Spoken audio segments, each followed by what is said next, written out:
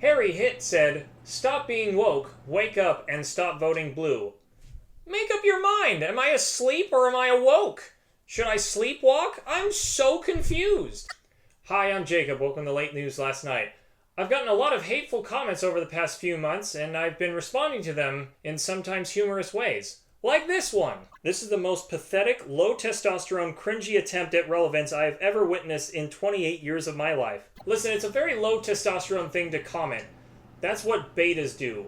Real men know that the thing that hurts me the most is not engaging.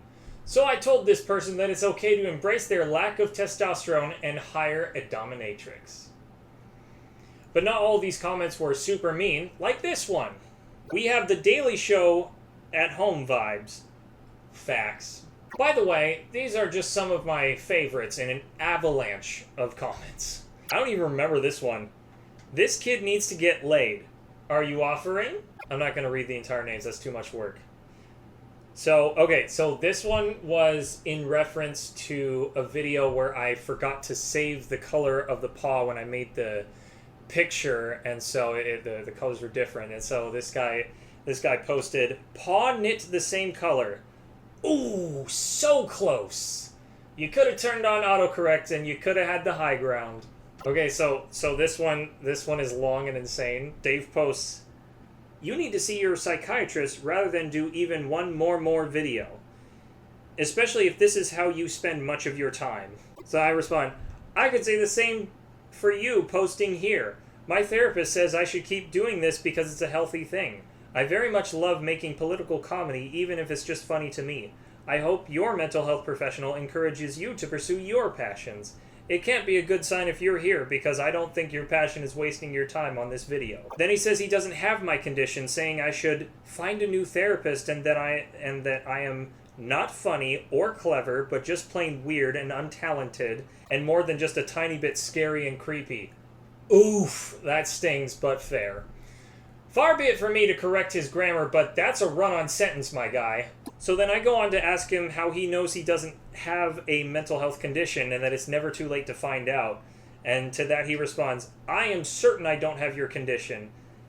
No, of course you don't have hyperfixation issues.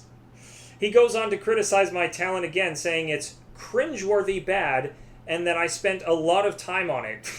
It's like, then why are you watching it? Are you cringe watching my content?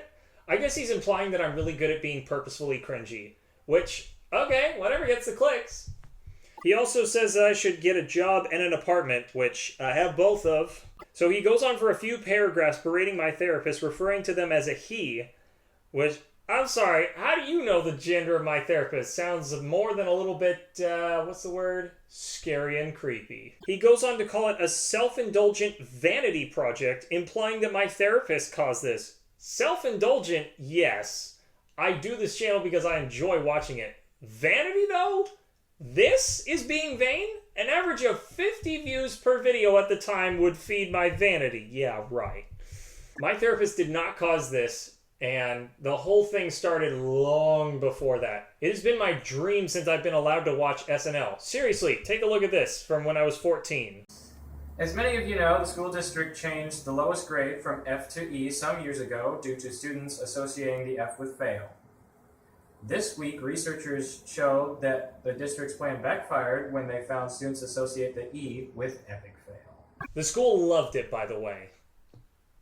Damn, this goes on forever. So he equates my passion to people who like to sing, saying, there are millions of people who love to sing, but they have terrible singing voices, so they get their passion for singing out in the shower.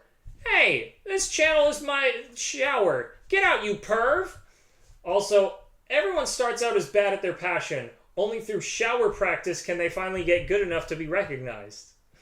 This is common sense. He concludes that it's a real waste of time and energy, says the guy who posted like 8 paragraphs. After my response, it devolves from there, so let's move on to the next one. I noticed a lot of people posting Trump 2024. Don't post that. It doesn't further the conversation. It's just provocative. Please tell me why. Just like in elementary school, show your work. Don't just say the answer, because otherwise you might get comments like this. I didn't know he was that old. Not gonna lie, that's pretty funny. I'm jealous I didn't come up with that. Oh, here's one from the other side. Trump needs mental health help. But then, Who would we laugh at in politics? Doug Emhoff? I don't think so. Now, there were a lot of provocative comments I responded to, usually asking a question, that I never got a response to, which kind of tells you everything. For instance, this one, which I assume was referring to the eating dogs and cats conspiracy, there's videos of it in New York City, Ohio, California, and Colorado. Then I simply respond, where? Nothing. I'd be happy to be proven wrong, but I'm not just going to see one video and be completely convinced without checking the source and the context of the video. This one says, I come from the Caribbean and I'm telling you, they do easy pets.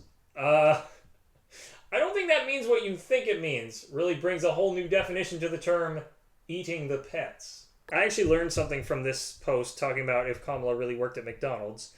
And he says, McDonald's has already stated in the news that Kamala never worked there. And I thought, could this be the day that I'm proven wrong? And, well, other than my girlfriend, of course. She always is right. And the answer was kind of. The news story this guy was referring to did not come from reputable sources. It all came from one dumb Truth Social post claiming that McDonald's made a statement. But they have, in fact, made no comment on the matter. Furthermore, there's actually no evidence that Kamala worked at McDonald's or not. So it's a Schrodinger's cat of a story, which will probably be eaten in Ohio soon. Google Sucks posted, it's crazy how much the Democratic Party is paying these people to make videos. Are you kidding me? I wish I was getting paid. I'd quit my full-time job that I tolerate, kind of. I'd be set for life if I was a George Soros sugar baby. Has he seen the quality of my show? I'm really bad at green screen. And I use a DIY cardboard teleprompter. I then go on to say that I'll take the highest bidder. That'll portray all my values if the Republicans pay more. That's just good business. That's just a good business move. I'm participating in a free capitalist society unless you think capitalism is broken, you communist socialist pig! This guy wrote, imagining hating your country so much that you're willing to support Scamala. As opposed to the other option of the guy who sells NFTs and other crypto scams, off-brand social media stock, overly expensive watches, sneakers, coins, Bibles, and a whole fraudulent university, and a promise to build a wall on the southern border that's only 80 miles of new border. Waylog Man wrote, just retire from comedy. I take that as a compliment, which is why I wrote, comedy? You flatter me, sir. I can't retire yet. I haven't even really started. What would I do instead? Oh, this one's my favorite. You are an idiot. Please don't procreate.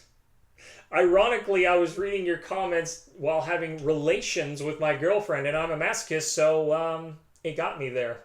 Another one. This one is in response to my criticism of Elon Musk's space program. Let's see your space program. Here it is. I hate this. LOL. Or lol?